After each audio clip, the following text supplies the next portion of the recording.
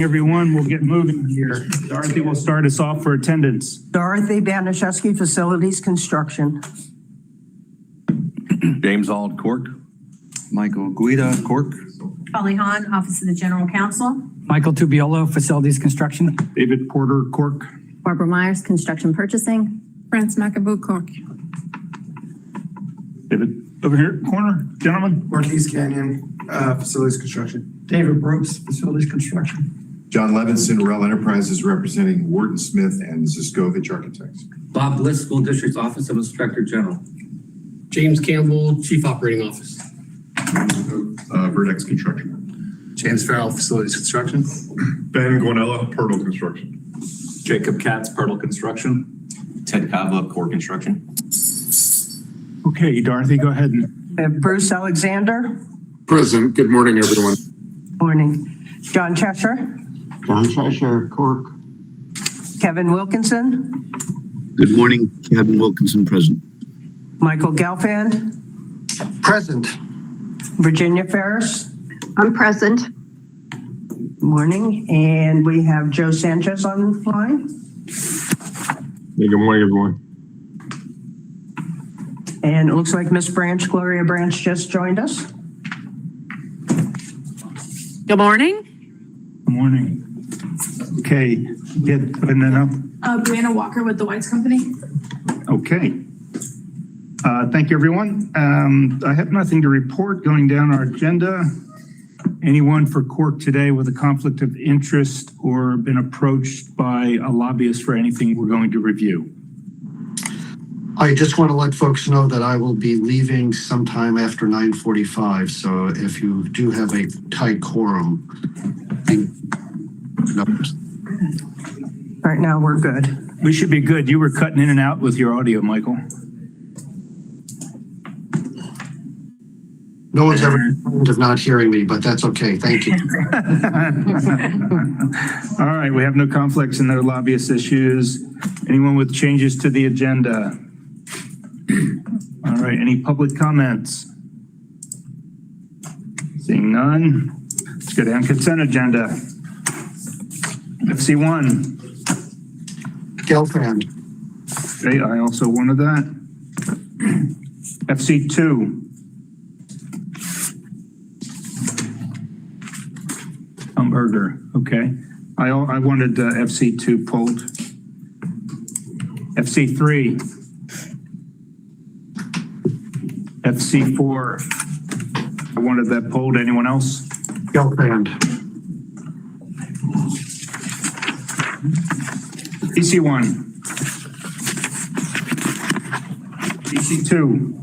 I'll pull that one. And Virginia. Okay. Michael Guida, did you pull that? Yeah, I am calling it too. Yep, 3 people. Okay. PC3. I asked for that one to be pulled also. We got you, Michael. We have you, Michael. PC3. PC4. I wanted that one pulled. PC5. Gelfand. I also wanted it pulled. Guida. Guida. PC6. PC7. PC8. Gelfand. Guida. Got it. PC9. Gelfand. I also wanted that. Okay, Virginia, you're up. Okay. I move the items not pulled to go forward on the consent agenda. Okay, need a second on that? I second it. Okay, second by France. Go ahead, Dorothy. Bruce Alexander. Yes. David Porter. Yes. France McAboo. Yes. Jim Ald. Yes. John Cheshire. Yes. Kevin Wilkinson. Yes. Michael Gelfand. Yes. Michael Guida. Yes. Tom Berger. Yes. Virginia Ferris. Yes. Okay, FC1, Michael Gelfand and I pulled that. Go ahead, Michael. If you could go first, please. Okay, I will. First of all, I applaud BCS for now hiring an ADA specialist to basically focus on that. We probably needed that for years, but I'm glad we've got that now, and that should help with minimizing, I think, change orders as we see things happening. And also, not every architect understands the right way to design for ADA. So that'll be another good set of eyes to look at things. Yeah, so we had, Heath Thomas was our ADA coordinator, but he also coordinated fire alarms and 3 or 4 different other things. So when he passed away, we had a gap, a void there. And then Angel Garcia took over as our ADA coordinator. So Angel's that now. Yep. Oh, okay. Yeah, it's very helpful. A lot of projects, but he's stepped right in and it's been very helpful. Well, I think that shows the district's proactivity towards making sure that we get into ADA compliance. I mean, it's a shame it's taken since 1990 when the ADA went into effect, but better late than never. The other question I had on item 2 of the responses, somebody said potentially the item was on the blue sheet. What's the blue sheet? So the blue sheet is the public approved items that are in the referendum from 2016. They were published to the public of the things that we're wanting to accomplish with the referendum.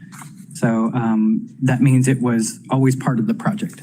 I understand, but I've never heard the term blue sheet. It's because they're blue, and that's our sheet that we reference internal. That's an internal term for all this stuff. I would say next time, just say it was part of the referendum. Yeah, and if you go to the district, if anybody wants to know, if you go to the district website, you can find it under the penny sales tax. It has all of that referendum list and they're blue, but you can see what those are. So, all right. But noted, yeah. Okay. Michael, go ahead. On number 3, the Pahokee Middle School, how many windows had that problem with the windowsills? Oh, the different depths that were necessary? Right. I mean, at least 3. Just wondering the amount and what happened. I don't know offhand there.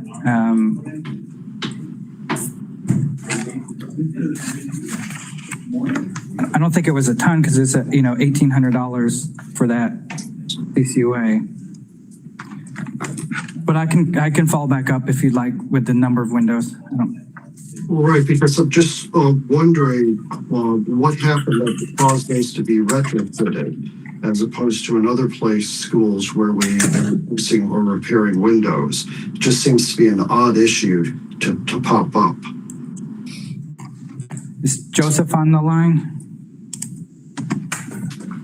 Morning, sir. I just turned on my laptop and I connected. What was the question? With reference to the windowsill modifications, how many did we have and why did this become an issue right now? Because as I recall, that's not an ancient school. It should be standardized. Can I check and I will back to you in a minute? Yeah, Joseph, that was... I don't want to give a wrong number. That was CCUA number 8 for Pahokee Middle Senior. Okay. All right, I will check it and I will back to you in a minute. I have a question. I mean, could it be that the windowsill heights were too high? And I know school board requirements have to have them at a certain height in order for kids to escape out of the windows. Is that? I don't think that's you. No, I think these are depths, different wall thickness depths. I thought I read, not height. Deeper sills? Deeper, yeah. That means instead of a 3-inch deep sill, the window was set further to the outside of the wall. Now you need an 8-inch deep sill. To me, it just seems like a field measurement by the architect that did the as-built didn't pick up that all the windows weren't in the same location within the wall. It happens. Anything else, Michael? Yes, I know that there was a follow-up on number 4, Panther Run, the painting. Just to confirm from those who have better knowledge than me, is $2,100 appropriate for painting one wall? Well, it depends on how many coats were needed. I mean, if we're putting, white over top of black or a dark color, you maybe need 3 coats, and it depends on the square footage of the wall and whether they came back to the job just to paint that wall, and a lot of factors. The painter was already on the job, then, it should have been a quick, fast job, but The dining room's a big space too. so it wasn't just a mural wall, or the mural wall was very large. I don't know the exact square footage, but It was just the mural wall. So that wall had construction. Instead of being able to repair the mural, which would have probably been, I don't know, closer to $10,000 to repaint that, the principal chose to just paint the wall standard. So it was a primer and 2 coats. Okay. Yeah, I don't think that's outrageous, Michael. That's why I didn't pull it. All righty. No further questions. Thank you. All right, anything else on FC1? Someone want to make a motion? Move Can I to answer the question, Michael? Oh, Sorry, yeah, go Ben. ahead. Thank you. Yeah, it was total 83 window sills, and the difference is 19 of them are, in our scope of work 6 inches, but when we found out it should be 9 inch, and 33 of them changed to 6 inch to 14 inch, and 11 of them are 6 inch to 17 inch. All of them calculated as 6 inch, which is 83, number 83, and 3 different dimensions we need to follow up.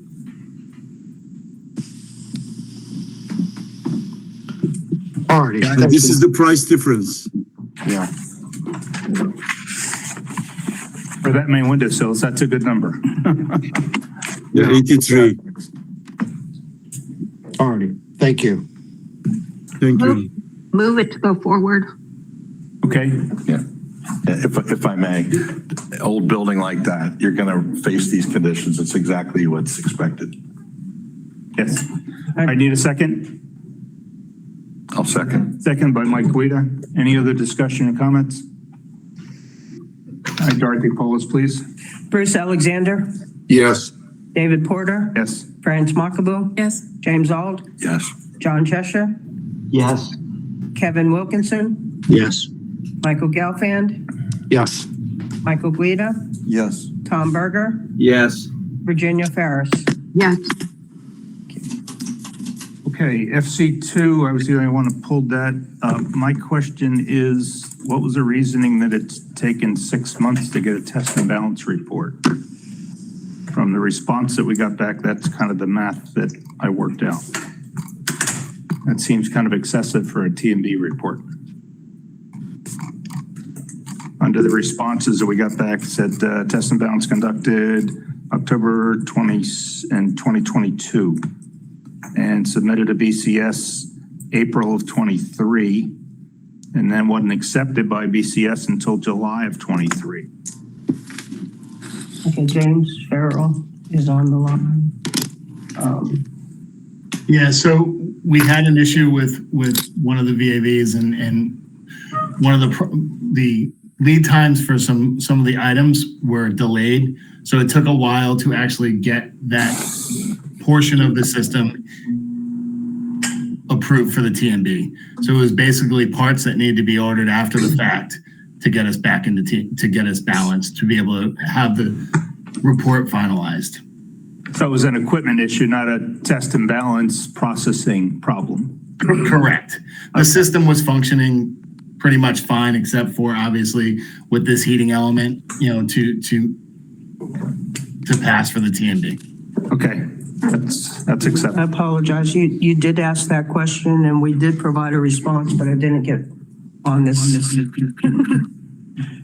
Okay, no problem. I don't have anything else on FC2. Someone make a motion, please. Move to go forward. Motion by Mike Guida, second by Virginia. Any other comments or questions? Hollis Dorothy, please. Bruce Alexander, Yes.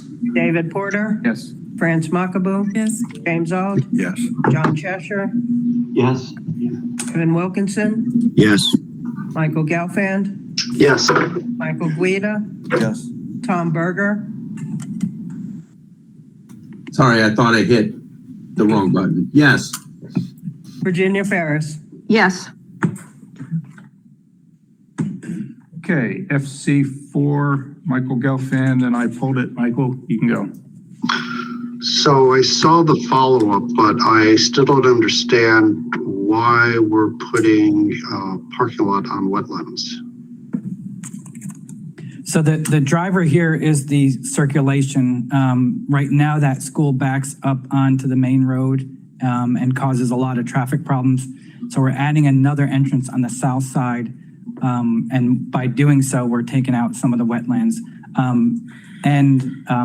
We're adding some parking there, but that's kind of secondary to the traffic mitigation that we're doing. So that's what's causing the wetlands. That's the only spot that we have on the site to be able to do that. And is there a reason why that wasn't caught in the planning stage, or was it? This was I don't know when this school was built. It was an old school that they've been having problems for a while now. So is this the only work we're doing there? yes, it's a standalone. We are doing other work, but not related to this. We're doing a standalone parking lot project where we're adding the entrance and a parking lot on the south side. Yeah, that's a standalone project. Okay, so this is not like we're demolishing a whole school and building up a whole new school and now putting in a driveway that's going through wetlands? No. Oh, okay. No, but it's an existing school. It's just to mitigate the traffic issues that are really bad. And I suppose alternatives were studied, but there were no alternatives available. Yeah. It's a very, very tight site with a lot of traffic, a lot of students there. We've got a lot of modulars there. So it's a very big campus in a very small space. Okay, that took care of my questions. Michael, anything else? Yes, with reference to the mitigation agreement, the contract for sale and purchase of credits, this is a highly specialized area. Has someone with an expertise looked at this? I'm particularly concerned with the assumptions of risk by the district and the disclaimers that are throughout this. Should this be looked at by outside counsel who has an expertise in this area?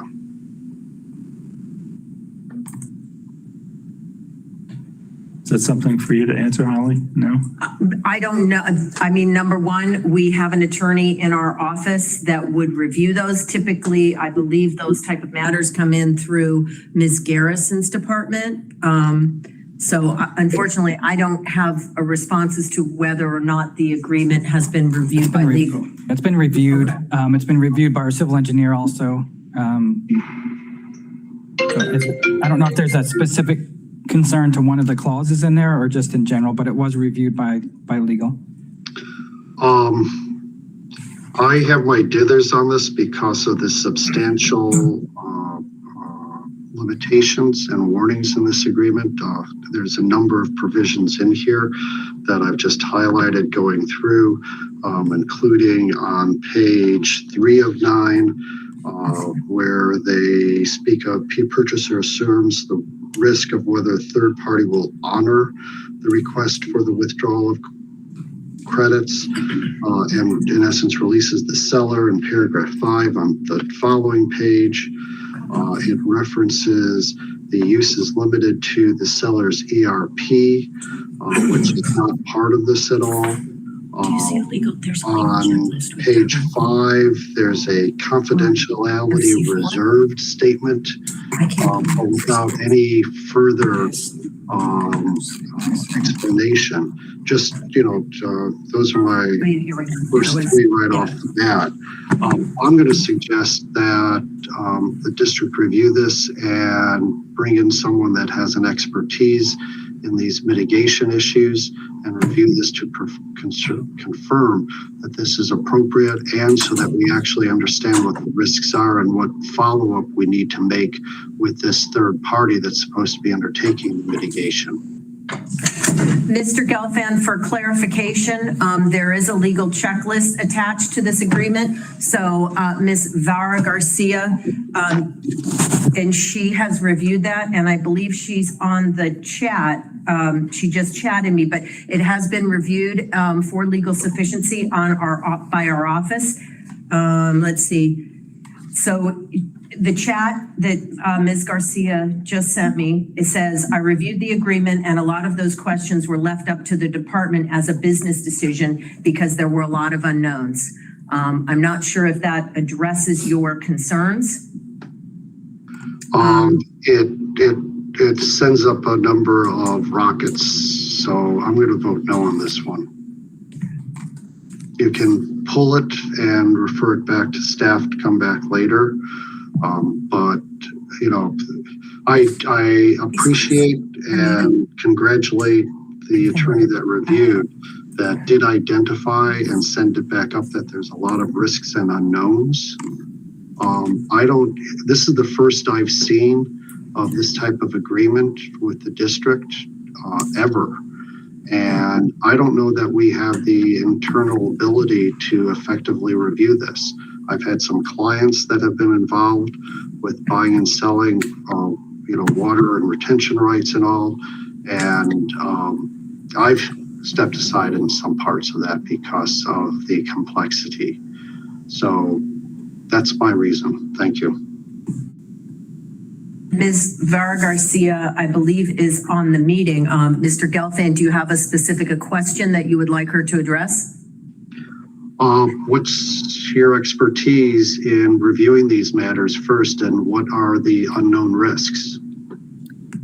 So this was a matter of first impression for myself as well. But again, we did have meetings internally with our team and with the outside company that was working with facilities management on this. And we did discuss a number of those concerns. And again, I left those up to business decisions for the department because there were a number of issues that, in discussing with AECOM and discussing with our team internally, were risks that, unfortunately they were indicating they had to take in order to get this project done. I might ask a question. Yes. Has the school district received the credits already, or is this underway, or where does this stand? So this would go to the board, and once the board signs it, then we would receive the credits. They haven't done any of this yet. And is it going to delay the project if they don't? It wouldn't delay the project. There was a time limit. We don't know if they would still be available if we didn't execute it this month. There was some indication that they wouldn't be past this point, but I don't know that to be sure. So if we don't take the credits, let's say in May, they may sell the credits to somebody else? Yes, and there's a discount through, we looked at different options, and the other option, I think directly from the county or somebody like that, was substantially more expensive than this one. This is I don't know all the details of this. How big is a 1.38 credit? Is that like in acres, or is that, what are they buying? Wetland rights of a certain area? So they have to, what they do is they have to, somebody has to build wetlands somewhere else. And it's usually a public entity like the county or something like that has parks that can do that. But it's become honestly, it's become a business by some people to buy and sell these credits, right, for developers. So it is very complicated, like Mr. Gelfand said, but there's runs the review of it through the county of if you're taking down wetlands, depending on how much you take down, you have to replace that or buy somewhere else. So we're not in the opportunity to replace wetlands anywhere else. We don't have land to do that. So we have to buy the credits from them. So if I may, it is acres. What's that? 1.38 acres. It is acres? Okay. Yes. If I may, this has become pretty standard in the industry to buy these credits and to obtain these credits. I think Tetra Tech is not going to take responsibility for obligations that the owner, school district, should take. There's no way you're going to get a company like Tetra Tech to take any liabilities that they're not willing to take.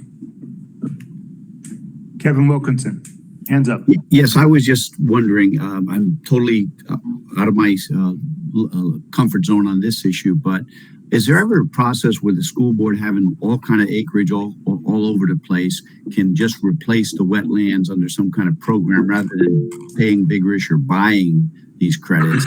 Is there places in where the school board just says, okay, we can substitute wetlands and in fact make to their specifications wetlands instead of paying, tons of money? Yeah, we don't really have a land bank. Our land banks are designated for projects. The state actually can come and charter schools can take that land if we have it just sitting there doing nothing. So we don't really have like a vast parks or anything like that we can go do that on. And all of our properties are pretty full, like this one. We just don't have the land to even consider that, nor the expertise to do that kind of work. Okay, so there's no school facility that has way more acreage than it should have had if it was designed today, and you can just slam 1.3 acres of wetlands and create it on that facility, in an existing facility, as a substitute rather than paying money. Not that I'm aware of. Okay, thank you. Tom Berger. Who have we talked to that has done this before? David, do you have any insight? It's done all the time. No, I know that, but I mean, who have we talked to? Our civil engineer led the charge, so they're the one on the project. Jeff Trumpeter, who does work all over the county, and they've been advising us along the way of through this process. Like Holly said, you know where Sunrise Park is, right? Yes. Okay. Sunrise Park is right next to a mitigation bank. It's the Loxahatchee Mitigation Bank. That mitigation bank was set up probably with GL Homes. I'm not positive, but I do believe it was also set up with the South Florida Water Management District. It was a piece of property that had a lot of issues in the past because it was farmland at one time. You may want to touch base with them and see what kind of issues they've had regarding taking liabilities.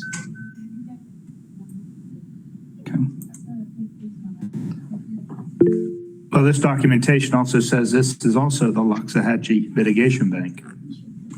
That's what the Loxahatchee Mitigation Bank is, an extension of land that goes from Saturnia, the neighborhood, essentially, to God, I can't think. The federal, it goes way up past Lantana and further than that. It's a huge piece of land.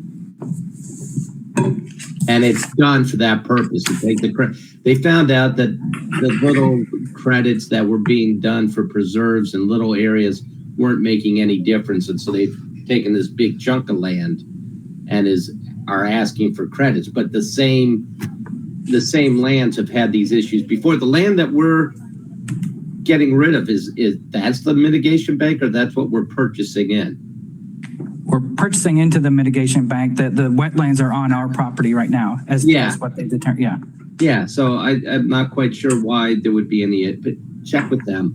Would be my suggestion. I think Joseph knows something too. Mr. Sanchez, you're up. I started talking and he went. Don't know a whole lot, but I can tell you that, when we were growing tremendously, we're adding, several schools a year. Some of you guys have been around long enough to remember that. We went through this several times with properties that we were acquiring or were donated to, or whatever the case may be, and we had to purchase, these mitigation rights in order to develop our properties and build schools on. It's been years since we've done it, but this is definitely not the first time for us. We can go back and look at some of those past histories, but I have confidence in Jeff Trumpeter and the team that has been advising us. I mean, I'm sure he's done this for several of his clients before. I mean, I'm having a problem having some additional conversations with people. I just hate to bring this back, 2 months later and the price is twice as much, or we don't have an opportunity to do it at all. So So I'd like to move forward with it, and we'll have some conversations as you guys recommended, and fill you in on any conversations that we've had. And if there's anything that blows this thing up, we have an opportunity to withdraw it or back away from it. But I don't want to have the price increase tremendously over the next couple of months because of additional review, and then we end up back where we are right now. That was my suggestion. Who proposed the contract here? Is this coming from, we didn't draft the contract, so where's the contract coming from? Who gave us the contract to accept? Tetra Tech? I'm not sure, honestly. Keith, do you know? Yeah. Yes. Okay. And just to add to what everyone's talking about now, initially without this 1.38 credits, for us to replace the wetlands area that we are going to build on would cost us roughly $1.7 million. Buying the 1.38 reduces that cost down to $379,000. So when Kristen was talking about certain amounts of risk, with us talking with Jeff Trumpeter, it seemed logical to us to save over $1 million to do this on our property. So the contract came from Tetra Tech, and we routed it into legal, and we've had conversations back and forth to get it to where we thought we were comfortable and it would be an acceptable risk to mitigate the issues that are over there for that school. So Tetra Tech, I guess, bought some of the mitigation land, and now they're a private company basically selling off the rights to that land? Yes. And do they maintain that land to all FDEP standards and water management standards? Do we have any type of annual maintenance agreement we have to pay into, or this is a one-time payment that covers any future maintenance? This is a one-time agreement that covers the future maintenance. So we're buying it, they'll take care of everything else. So monitors their bank to make sure that they comply with all the standards that they need to follow. Okay. The county, yeah. So we don't end up with any liability, somebody drowns in the lake or gets eaten by an alligator or whatever when they're walking along there, just because we own that little bit, doesn't matter. Correct. Do we physically own the land that we're buying? No, we're just buying the right. We're buying the rights. So okay. Ultimately, the way that has it now, if we take away the wetlands, we have to reestablish it somewhere else. And what we're doing is saying, instead of us reestablishing it and the district being liable for it, we're going to buy it from you, and you have all of the liability, and then we can use our property the way that we see fit. The land has been there forever, and they're just selling credits in it for the maintenance. That's what the credits buy. I tell you what, if you ever get a chance, go out there and walk around it. It's all swamp. It's all bayou, and there's nothing there. It's amazing. Where's it at? The easiest access is Loxahatchee. What's it called? It's John Marshall Loxahatchee Preserve in Boynton. It's just outside of that. Well, I would think, what's a $300,000 plus cost, you said? Yes. 379, yeah. Yeah, I mean, if we tried to develop 1.38 acres and expand a lake or something that we've got at one of our schools, it would be double that cost just for the excavation project. So, okay. Anything else on this one? Well, is there a cost to construct the new parking lot? What is that? Yes, but that was already budgeted, I believe, right? That was previously reviewed by us? No, that hasn't come yet. Okay. So it's a minor project so that, I don't know how we're going to procure that, Dorothy, but if it'll come, are we doing a CM or it may come through you. If it's through one of our continuing contract CMs, it's not, we didn't assign. 2,587 is listed as the projected cost. Continuing contract. Yeah, I don't remember if we were doing a CM there or we were. It's a CM. Okay. So the GMP wouldn't come through you guys under it's our CCNA work, so. Gotcha. If I may, based on the legal review that's been done by Ms. Hahn's office, I'd like to make a motion to approve this item. Need a second? Someone want a second? Second by Tom Berger. Any other comments, questions? Yes, I have a question. At the bottom of page 3 of the agreement, I feel pulled right there, but the third line from the top of the screen that has at the end, purchaser assumes the risk of whether the third party will honor the request for the withdrawal of credits. What is that risk? And well, the risk question is, what is that risk?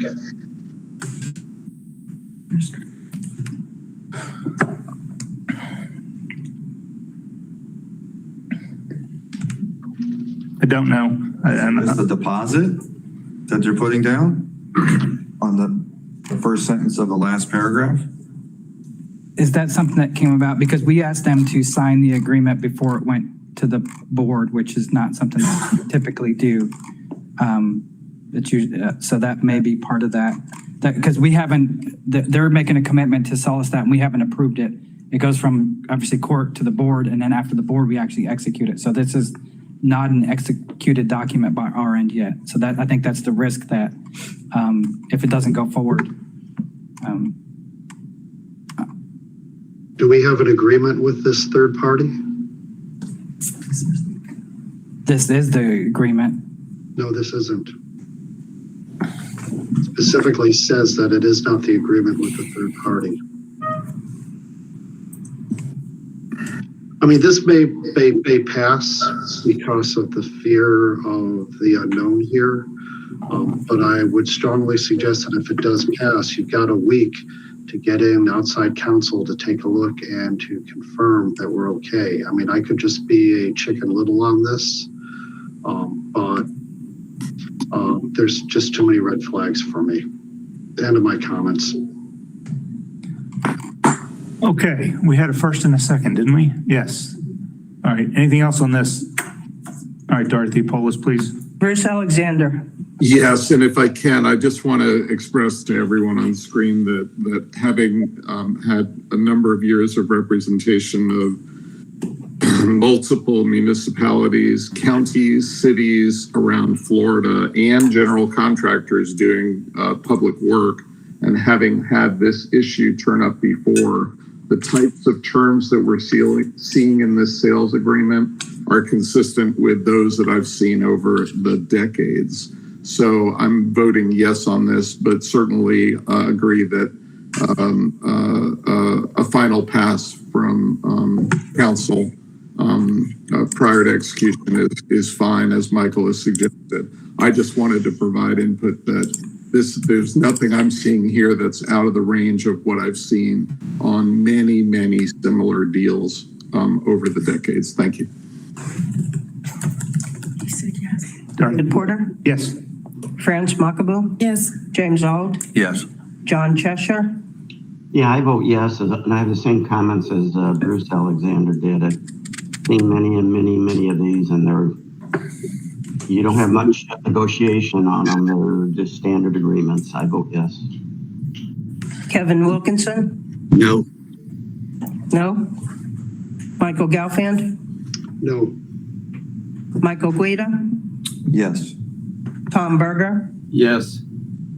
Virginia Ferris? I'm going to vote yes based on the fact that Mr. Sanchez says they'll do some more looking into this. I appreciate everything that Michael Gelfand has brought forward because this is something new to me. So I do appreciate that you look into this further and protect the district. So I guess that's a qualified yes.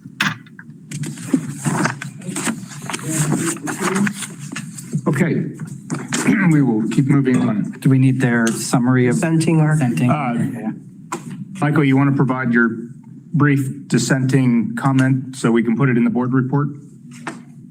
The agreement has not been reviewed by counsel with an expertise or experience, which the district does not have with these agreements. The agreement, and they've also identified many risks evaluated from a business perspective, not from a legal perspective. And the contract itself appears to rely on a third party in some type of an agreement with them. Thank you. Got all that, Dorothy? Okay.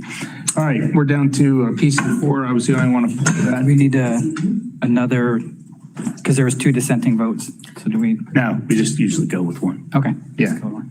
Just so the board understands why. Yeah. PC2. All right, PC4, I pulled it. Question. PC2. We did PC2. Ah, I skipped 2. Yes. Okay. This is Virginia. Yep. It was very confusing the way it was written up, so I just want to be sure that what we're looking at here is creating a new parking lot, but we're making changes to the present parking lot to accommodate it. Is that what this is?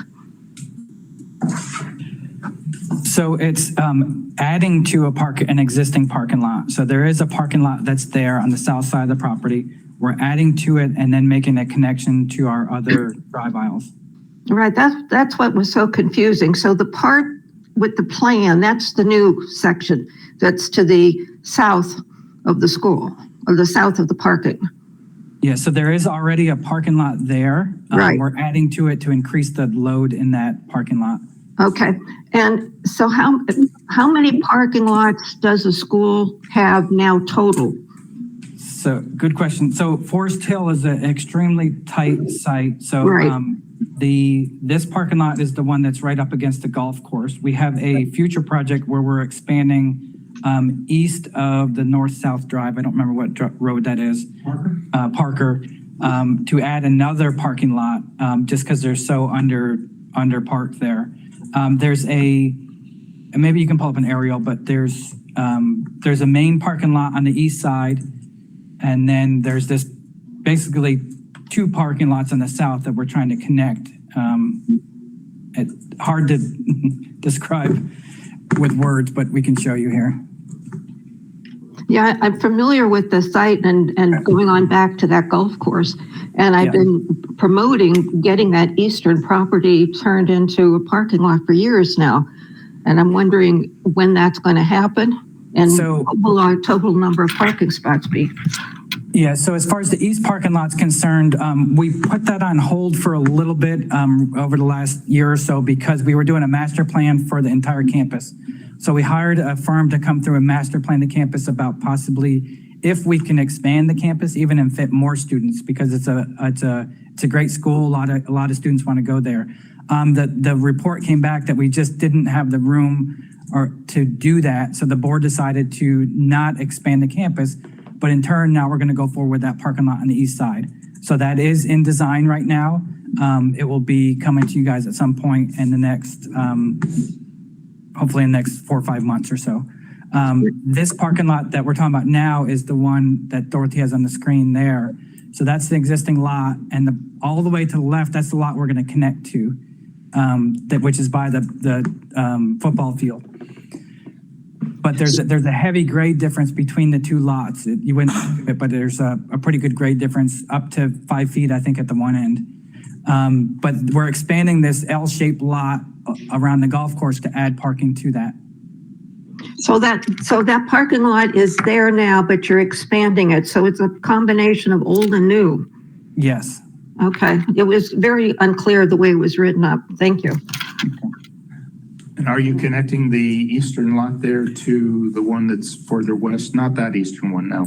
Back there, Dorothy, where the grade difference is. Are you Yes, that's where we're connecting those 2. Well, it's got to be a decent length ramp, I guess.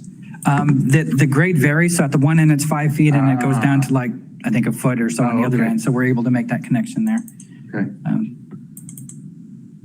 So the parking lot we see at the bottom left corner and the parking lot that's kind of L-shaped, will be they're both going to get worked on. Yes. As part of this change. Yep.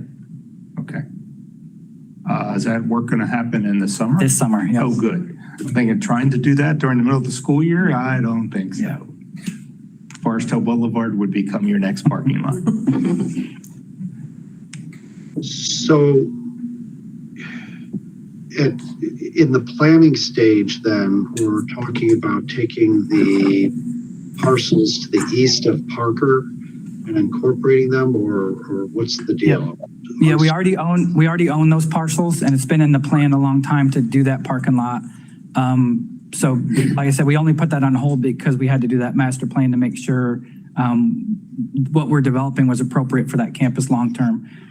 This site backs up onto Forest Hill Boulevard, extremely difficult. Part of that parking lot project that is upcoming is to also adjust the bus loop to have a different route on site and some things like that. So we're looking at holistically how to improve the circulation on this property because it's very tight, very complicated. I believe the design of the parking lot in Parker came to this board last month, or the last meeting we had, for the design. The ACUA for that design, yes. So they're currently working on it. What about students walking from that eastern lot across Parker to get to So the school? students wouldn't park on that eastern lot. That would be for staff. Okay. Is there any look-see to see if Parker can be abandoned for that 2-block area and the street to the south be capped at the intersection of Maddox Street so that, you know, we have more control over the campus and we have that additional space? We did look at that. I don't remember the reasons, but I believe there's a ton of public utilities in that Parker Drive that we would have to take ownership of. That was cost prohibitive. That was part of it. I know there were some other reasons as well, but we looked at basically every option you can think of on this site. We had, I think, 48 different circulation options for this site. Came back to what we have now, so. If I may. I've had 4 kids go through this school, and this parking situation is an absolute disaster. Anything we can do to relieve it would be really good, and then I'm in favor of moving it forward. So step one, obviously, this project is to increase parking load capacity and then to connect the 2 lots, which will help circulation.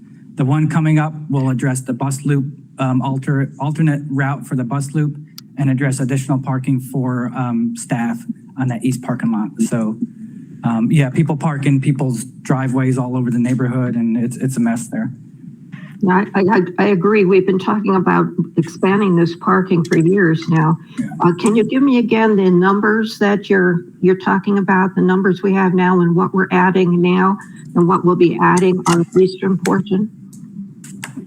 I don't know if I have the eastern portion yet. You remember, Dorothy, I think it's about 100 spots, 85 spots or something like that, give or take. So this one, I think this one is 100. Yeah, this one is 105. Right, but you don't know the total numbers then for the school at all, do you? We have, I just don't have that memorized or in front of me, but we did look at that. We do have those numbers. Yes, we can provide that as a follow-up. Yes, if you do that in follow-up, I'd really appreciate it. And I'm really wanting this to go forward. Okay, Michael Guida, did you have anything else on this? Yes, I did. I think there's a typo on the first page where it talks about the code sections. It says, all work shall comply with building codes, but not limited to Florida Building Code 2020. So has this been in the design works for 5 years? Because we're in the 2023 building code right now. So I think that's a typo. It should be 2023. And then it says 2023 district master specs. I thought we were in, is that the right year? I thought we were in 2014. No, that's the correct. I read that in another document. 2023 was the last update we did to the master specs. We do it every 3 years. Okay. So we have one coming up next year, I believe it is. The building code, I could look into that. So let it be known for the record, I recommend it be for 2023. 2023 took effect in January of 24. Right. And so it depends on when this started. the design started. It very well may have started before then. And actually, this one did because we were going to actually do this work last summer and we ran out of time. So we pushed it to this coming summer to get some additional modifications done. So that's probably why it's 2020. And the permit is still active? Yes, the permit is still active. Can I interrupt for a second? I'm sorry. Yes. I'm not needed for a quorum, am I? No. All right, I have to leave, and I apologize. I just wanted to make sure about that. We've got 10 at the moment, and we have 2 of them leaving. I will try to come back. Even with 2 leaving, we're fine. Yes. All right, good. Okay. Thank you. All right, I've heard that I'm not necessary. I'm just surplus. So I'm out of here. Bye. Thank you very much. Have a good day. Okay. And Jeff Sanchez put up 83 parking spaces are projected for the eastern lot. Okay. Yeah, but just a detail on the building code version. It would be the version the day you go in for a permit, not when you start design. Right. Okay. You said it's already been in design, therefore, Yeah. because it's going to be under 2020, but you already have a permit? We do. Okay. For this part, yes. Oh, okay. The east lot, no. The east lot is what we are designing now, so that'll be the new code. Right. Okay. Move to go forward. Need a second? Second. Second by Jim Aug. Any other comments, discussion? All right, Dorothy? Bruce Alexander, Yes. David Porter, Yes. France Mackaboo, Yes. Bald, Yes. John Cheshire, Yes.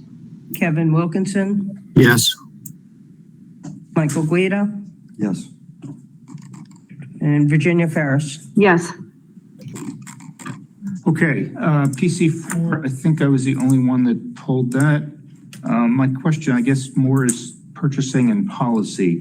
Looks like we're going with the second low bidder, and it's 40,000 over the low bidder. So what is our SBE policy for when we select the SBE person, even if they're not low? There's a 5% preference. So if the price is within 5% or $50,000, whichever one is lowest, that's okay. They would jump. When we don't pick low next time, if we could just insert that short, what you just gave us the explanation on? I don't think I saw that in. Okay. I saw down at the bottom. Of Yeah, the on the bid bottom tally. of the tab. Well, the bid tally I saw said didn't pick low because of the SBE credit issue, Okay. but it didn't tell me kind of. The 5%. It's 5% Got of it. 50,000. I wouldn't have had the question there. Got it. Okay. Thank you. That's all I had. Anyone else on PC4? Need a Move motion? to go forward. All right, got a first. Need a second? I'll second it. Second by Mike Guida. Anything else?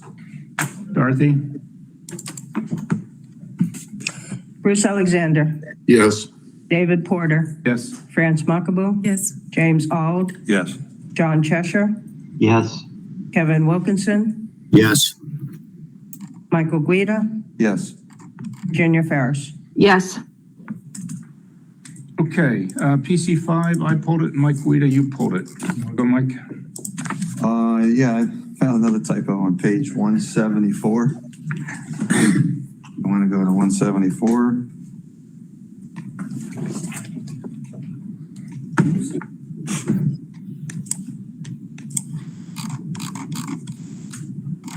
Go to the subject, reference. It's referencing Jupiter Community High School. And it has no reference to Boca Raton High.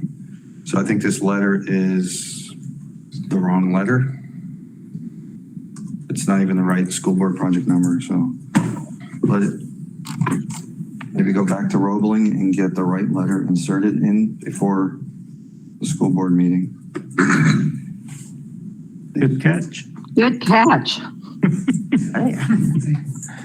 You sure you still have a mechanical engineering business? I mean, to be digging into this have that much time on your hands? Is that it, Mike? No, actually, the math is a little fuzzy to me too. I don't understand the math here for some reason.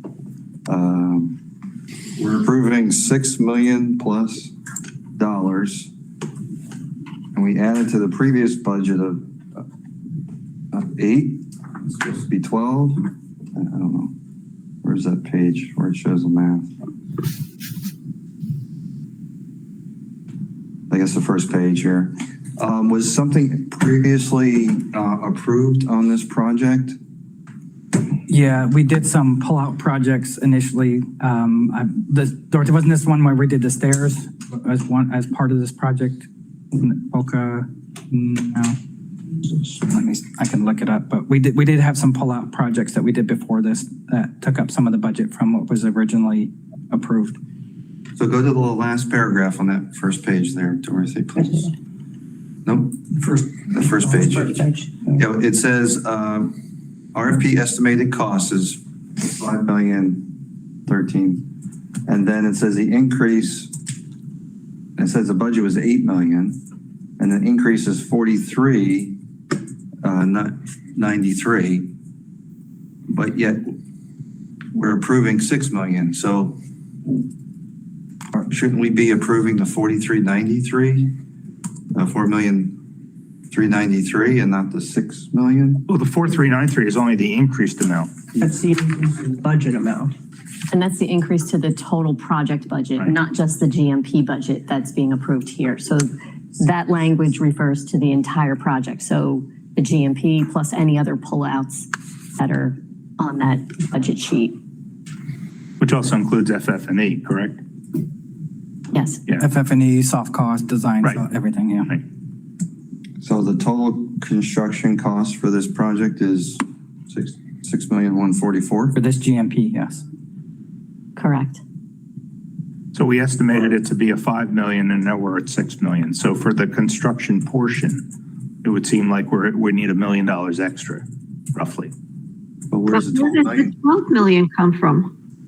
The 12 million was all the work being done at that school, all the different projects. This is one project to do the FCA work here. It might have been helpful to have that spreadsheet, just. So we're adding more scope to a previous GMP? No.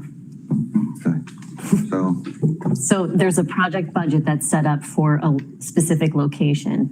And then whatever work comes out of that overall project budget is this 12 million. So not the GMP. If there was other minor capital projects done at that site, if there were M&PO project pullouts that were done at this site, that would be pulled out. It doesn't get pulled out of this FCA project. It's just other work that was budgeted for this school location. Okay, so the school board allocated $12 million to this school. And this FCA build out is 61. Yes. To boil it down. We package the projects based on what the most appropriate procurement method is. So honestly, every school, we split it off into pieces. So sometimes we have some contracts direct to vendors that are less expensive than going through a construction manager. So we pull that stuff out and do that separately. And then we package the stuff that needs a lot of coordination with the CMAR because they're there to help manage it. So maybe for future cover sheets, it would just be helpful to have a 4 or 5 line little spreadsheet. It just says total project budget, projects previously pulled out, GMP for construction, bottom line total. Because I'm still confused, and to me it seemed like we were almost $4 million over. And my question was, is that still construction inflation, which doesn't seem like it would be. So how much over are we of the, I believe the RFP for construction that you thought this would cost? So I think our total budget is the 4 million over from what was originally planned from that 8 million. But again, from 2016 numbers, yes. But again, that could be not all construction. Or is that? That's everything. What we voted on in the referendum, those dollars, those blue sheets that we called those referendum dollar values included soft cost, management fees, furniture, everything to go into there. We didn't split it out. It was just a lump sum number, but everything had to come out of there. So So I guess my question is, are we still seeing major construction inflation? Because that's a decent chunk. It is. The original budget. Remember, that 8 million is from 2016, so it's 9 years. 9 years Okay. old. So we have accounted for that in our, we have a bucket of money specifically for inflation. So we knew doing stuff from 2016 to 2025, we didn't know this much, but we did have planned for that. So we have a list of a bucket of money that we pull from, that we take, as you know, to ISOC to pull from that money, set aside for inflation. Okay. I think it's 130 million and we've been pulling out from there as we go. Yeah. Okay, well, that answered my question. Anything else, Mike Guida? You still look like you have a Yeah, question. if we could get some kind of clarification for next time, kind of spreadsheet. I agree with David Porter. Just a high-level summary, okay. Yeah, I mean, it's a 4 or 5 line item that just kind of clarifies everything you guys are verbally telling us that you guys know about, that we should know about, and then it clears away all the questions. I agree, because I was really confused here too, and I'm wondering, when does it go to the oversight committee for approval of the additional monies? Leanne's going to tell us that because she's on now. That's on the list for ISOC next Friday. Yep, next Friday. All right. And they will see that. One of the things Dave has to do is give a justification for the increase. And some of that projected increase was expected, some of it was not, but we always knew some projects will come in over and some will come in under. And so far, everything has been balancing out. Some projects are over and some are under, and it works out. So we're still monitoring that, and we do report it back to the Sales Tax Oversight Committee when we meet quarterly. Yeah, and Leanne had worked out, I think it was, correct me if I'm wrong, Leanne, 190 million that was kind of set aside as a contingency reserve for ISOC, so that at each ISOC meeting, she would bring back an update showing what projects were over, what projects were under. And so far at the last ISOC meeting, we hadn't needed to draw much out of that 190. Right. We've used some of it, but it was very little, and we're under what we thought we were going to be. So I don't know that that's going to continue, honestly. The longer we get away from when those estimates happened, the more we may see increases. That's why I've been happy we've been under so far. And we were under at the beginning, and then we're going to get to where we're over. So that's something I monitor very closely. Dave and Michael will tell you every time they send agenda items through, I tell them where they're at and how far off they are or if they're under. So we are monitoring that very closely. Okay, anything else on PC5? Move to go forward. All right, need a second? I second it. Second by France. Anything else on this? All right, Dorothy. Chris Alexander, Yes. David Porter. Yes. France McAdoo, James Auld, Yes. John Cheshire, Yes. Kevin Wilkinson, Yes. Michael Guida, Yes. Virginia Ferris. Yes. Okay, we are down to PC8, and Michael Gelfand pulled it, Mike Guida pulled it. So Michael Gelfand's not here. Go ahead, Mike Guida, PC8. Page 88, or no, page 10. Go to page 10 first.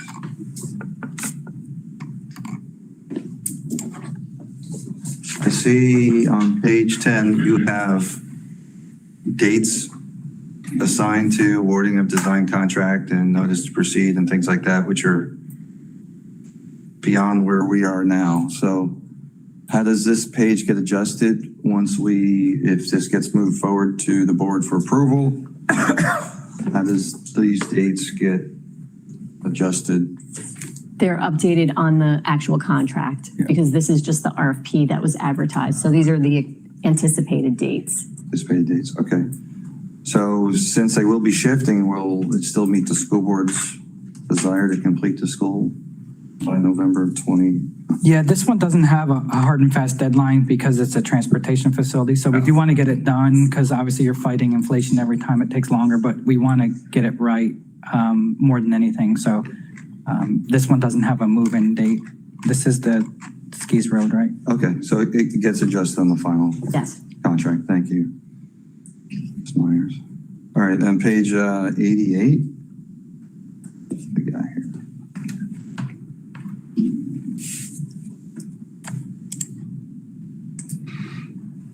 Something about the fees here. I wrote a note, fees. Let's see if I marked anything up on here.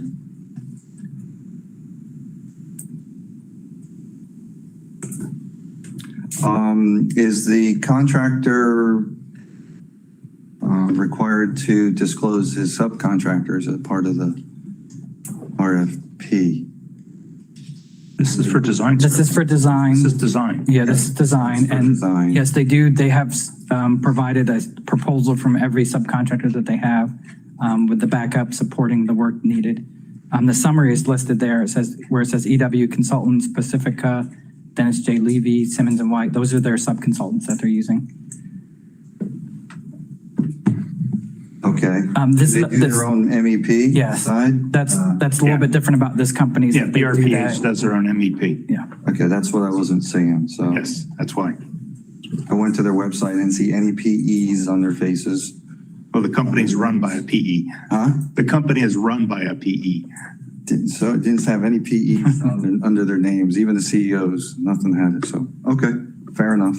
They've done work for the district as long as I've been on, and they do a good job. Yeah. And that's nice having the engineering in-house because then you don't get the architect / consultants coordination issues. Yeah, so we know how that is. Jim Alt's never run into that before when he's reviewed drawings. All right, no further questions, Mr. Porter. Okay, go ahead and make a motion then. I'll make a motion for this to be. I have a question. Yes, go ahead. Yep.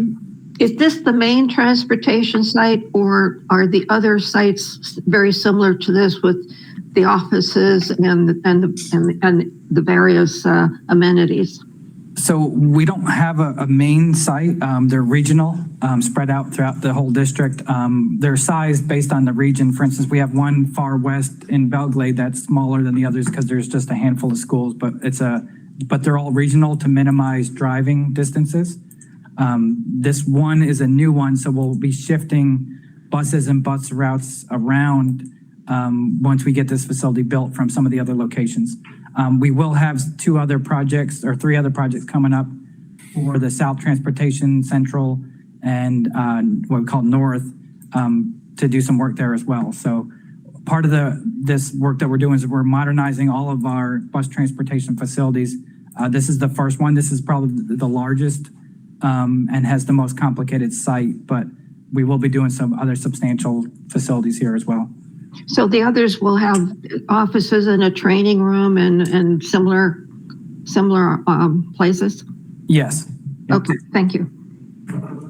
So I'll second the motion to go forward. I have another question, Ms. Ferris. Sorry. Go ahead. In this facility, we had talked previously about the school board acquiring electric buses.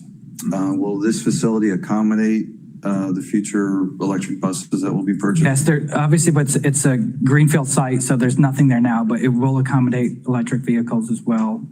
So we've already implemented it at 3 of our locations that had existing facilities. This one is a brand new facility, so we didn't do that here, but the design will accommodate. It's part of the RFP to include design work for that there. Yeah, because I see there's going to be 300 buses parking lot there. So we will have charging stations already built in here. It's not just going to be, make sure the electric panel's big enough. No, we're going to build them in. Yeah. They're piloting several routes right now of the electric buses around the district and figuring out all the mechanisms about how long does the charge last, what happens that kind of thing. So Joe can speak more on that, but the transportation department has the buses. They have the charging stations at 3 facilities and they're using them not as routes, but test piloting, and they're starting to implement the routes. I don't know if that's the beginning of next year or the end of this year, but they'll be. Actually, we are using them for the routes now. They are running routes. But Okay, so they are on routes. Wow. Okay. we got 5 in now and we got 15 more coming. So we'll be up to 20 shortly. Any initial idea of how many miles the bus will go before a recharge? They're able to run, because we don't put them on the longest routes, obviously, but they're able to run both the morning and afternoon routes without having to be charged midday, which is important to us because you're paying, yeah. you're paying the nice. mixed rates, the high rates in midday. So yeah, so it's working out pretty well for us. So we're not going to run them from here out the Belglade and back. We've done that, but that's not the plan though. Plug them into the sugarcane stalks. Okay. We had a first by Michael and we had a second by Virginia. Any other comments, questions? All right, Dorothy? Bruce Alexander, Yes. David Porter, Yes. France Makabu, Yes. James Auld, Yes. John Cheshire, Yes. Kevin Wilkinson, Yes. Michael Guida, Yes. Virginia Ferris. Yes.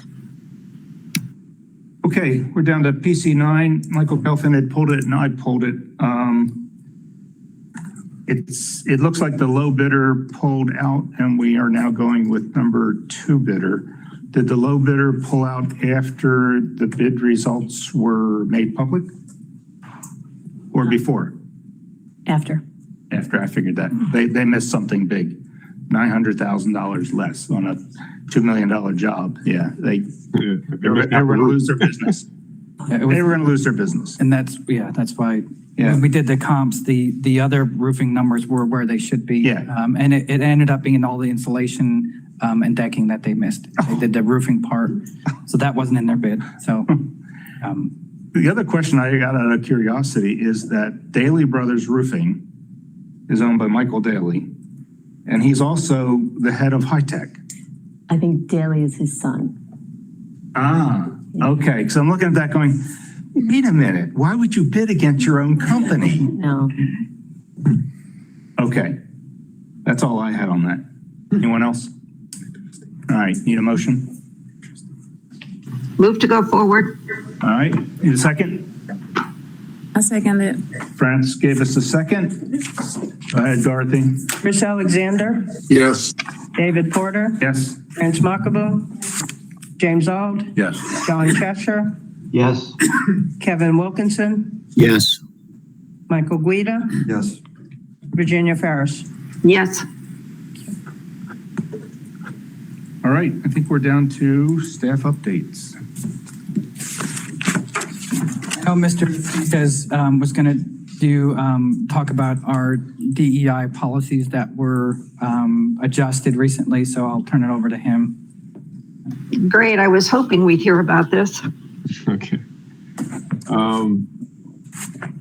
Yeah, but actually before I did, I just wanted to, I don't know if Jacob is still in the room. Is Jacob Cat still in the room? He is. All right, I just wanted to again thank him and congratulate him on running the Education Foundation's Bill Malone golf outing last week. Did an outstanding job with that, and we had over 300 golfers out at the PGA National, and a lot of credit to Jacob and his leadership for putting the committee together and raising funds for Education Foundation. So I just want to make sure I acknowledge him before he had to leave. So And those of us who remember Bill Malone are happy about that too. Yes, but yeah, we did, right? We named it for Bill Malone. And some of you recall Bill. Bill's the guy that hired me. He was a former COO and interim superintendent for a while. So great guy. His wife, Kathy, was there to spend the day with us too. So that was nice. But Joe, on the, when you used to run that, a lot of the proceeds would go to paid internships for the summer. Do you still do that program? We do still do the internship program. Actually, the district is now funding the internship program and funding it for a number of different departments. So we don't have to pay for that anymore through the golf outing, which is great. We do get a portion of the proceeds from the golf outing to help us with some professional development that we do internally. So because we don't have money to pay for certain things at the district, but fortunately that golf outing contributes to it. But a small portion of it. Most of it obviously goes towards the operation of an education foundation and supporting teachers in our schools. So okay, thanks. Continue. All right, thanks. So I did want to talk about specifically the MWBE and SBE programs. There were actually 9 policies that went to the board last week, Wednesday, to be modified or repealed and replaced. And they fall under what's called DEI, even though there's not really a common definition or a uniformly accepted definition what DEI means. The purpose, the reason for that is that the district has the superintendent was required to sign a certification letter. It basically says that we don't have any policies that give any preferences, right? It's a little more technical than that, but it's all stems back to a case that was brought against Harvard University in their admissions practices. And so the federal government required the states to sign off on the certification, and then the state of Florida required the superintendents to sign off on the certification in turn. So in order to do that, we were advised from our legal team that we needed to make some modifications to our policies. So most of them don't directly impact what CORC is involved with, but the SBE/MWB policy does impact what we do. Some of you may know that we've done several disparity studies. I think we've actually done a total of 2 disparity studies, including plus one update of a disparity study over several years, which supported our MWB program. Most recent one was done back in 2016. And in 2017, we made a decision that we're going to only provide preferences for SB and not MWBEs because for a couple of reasons. One is that we didn't have data to support continuing forward with preferences for MWBs, but we also think we did a good enough job in terms of getting MWBEs work with the district. So you can't really have an MWB preferences if there's no great disparity between those firms. Construction is an area that we've really done well in, I would say. We continue to try to do better in business services, and I think that we've continued to try to improve that area. But construction, we've done pretty well with spreading the work among minority and women-owned businesses. So on last week when we met with the board, the decision was to repeal and replace the SBE/MWB program and replace it with simply an SBE program. What that really means, though, is that we're operating the same way we've been operating since 2017. Like I said, we haven't given preferences for minority or women businesses since 2017, and we continue to do well in terms of participation. We are continuing. Our plan is to continue to monitor minority and women business participation going forward, and reporting that out so that we know how we're doing going forward. And we're not going to have a MWBE certification program per se. In our SBE certification, we do identify the ethnicity and the gender of the firms that are certifying as SBE. So that will allow us to continue to monitor how we're doing in terms of contract awards and payments. In fact, we may see some changes because of that, because our thresholds for MWBE were lower than they were for SBE. Our thresholds for MWBE certification was 7 million, and our threshold for SBE is 13 million. So if a minority-owned business was between 7 million and 13 million, they could not certify as an MBE. So that was not going to be an issue anymore. Since 2017, we've been encouraging our minority businesses, our MWBEs who are certified MWB to get certified as SBE so they can get the benefits of SBE. Most of them can qualify. The only difference between But one of the differences between qualifying for an MWBE and SBE certification is that to get an SBE, you had to be in business for 1 year or more. So there are some firms who qualified as an MWBE, but were not in business for 1 year and couldn't qualify as SBE. There are very few of those, but so we've identified like 15 firms, I think it is, for MBEs. They're not SBEs, and we're working with them to get certified as SBEs. So I think that's in general what we're talking about doing. Mr. Burke has agreed to meet with the minority and women business, contractors and architects and others to share his commitment to continue to work to provide fair opportunities for everybody. And try to do the best that we can to make sure that we distribute work and because we need small businesses of any ethnicity and any race. We need them to help us be successful in delivering the projects that we need to deliver for our community. So we're looking to set up that meeting sometime in the near future, probably after graduations. We're getting into graduation season starting next week. So with that, I'll open the floor up to answer questions. I will say that I did know this information or some of this information when we had our last CORC meeting. Unfortunately, I wasn't in a position to share it yet because we had not had an opportunity to meet with all of our board members and share it with them. And it would have been inappropriate for me to share that information to the public without giving our advance notice to our board members. So I apologize if that news came out right after the last CORC meeting and not at the CORC meeting like I would have liked it to do if we had a little bit more time. With that, I'll answer any questions. All right, anyone with questions? Just a quick question. So you were saying that after graduation, you're gonna meet with the 15 companies and give them an opportunity to apply for SBE certification. Is that correct? Clarify, the office, well, we've changed the name of the Office of Diversity and Business Practices to the Office of Small Business Development.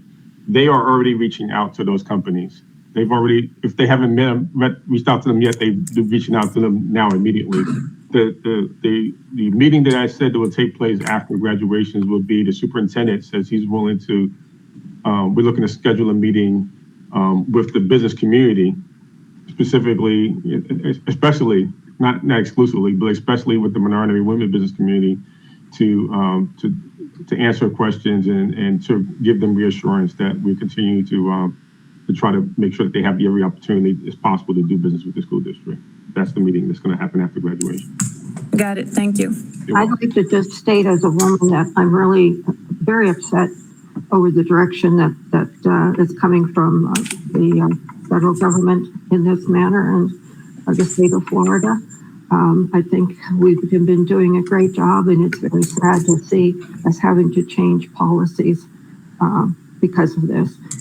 My one question is, you had said about direction about preferences. Does this apply to any other kind of preference, such as what we were discussing for local-owned businesses? Any preference at all, or is it just what they construe, quote, DEI? It's just what they, well, it's specifically to race and ethnicity preferences. But there's other DEI things that, again, like I said, there's no universally accepted definition of it, but it doesn't apply to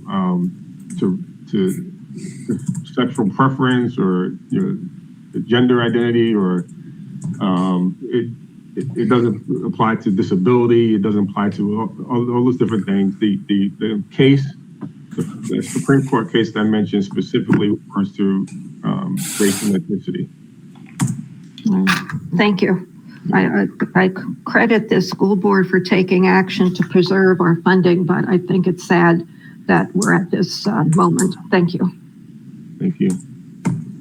Any other questions for Joe? Mr. Chair, just one point of order. Otelia DeBose, who was instrumental in creating that department, just passed away recently, and she was a regular attendee at CORC meetings. I didn't know if anybody else had seen that. Yeah, that I should have mentioned that as well. Yes, Dr. DeBose was a former director of the Office of Diversity in this practice for several years. I can't remember how long, but she was also president of the Urban League of Palm Beach County, and she also was one of the founders of the Palm Beach County Business Matchmaking Conference that takes place every October. So she's been very instrumental, and we're looking for ways to honor her memory as well. She was a big mover and shaker in this area. Sorry to hear about that. I didn't know. Yep. All right, anything else for Joe? We will move on. Okay, continue with staff updates. Yeah, I only had one other thing to add. CORC Ingram has started their review of our board policies and procedures, and next week we have interviews. So when they wrap up with what they're doing, we'll bring some of that report back to CORC of what they found. So. Okay.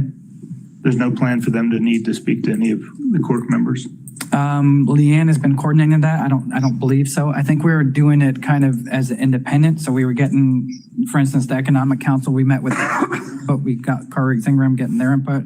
We'd get CORC's input, and then collectively we would collect that data and bring it to the board for any final decisions. Part of the policies that we did, we gave them the base policies of what were done. We gave them the markups from what you had done before as a body, CORC. And then we gave them some further markups that the construction department has recommended on top of that. So they have 3 different versions to look at and comment on, and compare it to industry standard to see how we're operating compared to other districts. So. Okay. And this is the company that was coming through to look at your business practices and operations? Yes. Okay. Do they kind of have an end date of when they think they would have a final report to you guys? Yeah, they're scheduled. I think the soup to nuts, it was going to be less than 30 days. Wow. And they started their review last week. So their contract gives them through June 30th, but we expect it to be done before then. Okay. Very good. Yeah, to answer the next question, we still have tentatively scheduled to bring those policy changes to the July board meeting or by workshop. There's a couple of readings for the changes to take place. So I'm hoping that they can stay on their schedule so we can stay on our schedule. So if they come back with any changes to the red lines that you have from CORC, then I guess you'd bring them back to us for consideration before going to the board. Correct. Okay. All right. David? Yes. Want to mention about Francesca? Oh, yeah, forgot to mention that. Francesca has decided that CORC was, I think, consuming maybe too much of her time and effort, and she has turned in her resignation from CORC. So we are back down a member. I think we're at 12. Yep. I'm sorry, David, who was that? Francesca Wernish. Oh, that's too bad. Yeah. Just a couple of days ago, so. I think she left because she was too young. She didn't want to spend 30 years on the committee. Watch it there, watch it. I'm there with you, Virginia. I'm 24 years on this thing. Okay, in progress work. We do have a slideshow. We can go through it. It's just 2 weeks ago we did one, so there's a lot of updates. If you wanted to skip that, I think it's fine. So it is attached to the. Yeah, it's fine. If somebody wants to review it, but I didn't think we'd spend the time to go through it, if that's okay. No, but everything that's supposed to be progressing is on schedule, and we're not needing to know about anything that's going to kind of cause a delay. Okay. Follow-up, we had a follow-up page that says follow-up will be followed up later. Yeah. It's only been 2 weeks. Yeah, I know. I understand. We've been working on them, and we have partial answers to a couple of those, so we didn't want partial answers. We wanted to give you a full update. So. Okay. You have a line item in here, new member information, question and answer for new members. We put that in there because you asked us to. And I didn't know if that was for the last month only or whether this was a regular thing. I really just wanted it in there as a reminder for our new members. Don't ever hesitate to ask a question. I mean, just raise your hand, ask a question. If you don't understand an acronym or abbreviation we're using, CCNA or whatever it might be. Don't wait till the end of a meeting, just pop up your hand and ask the question. We want the new members to get as educated about everything that we do and have done so that you fully contribute to the operation of the meeting. So you can take it off for the next meeting. I just wanted that as a reminder to bring that up. Okay, approval of the minutes. Anyone with issues on the minutes? Very good minutes. Good. Hearing none, the minutes. And also a good CORC report also. Thank you for doing it. Yeah. All right, then there's no changes in minutes. They're accepted. I don't think we've mentioned anything specific to come up at our next meeting. That's a month from now, right? Not 2 weeks from now? May 29th. Oh, all right. 4 weeks. 4 weeks, yeah, okay. Anyone have anything else? All right, then we are adjourned. Thank you. Thank you. Thank you.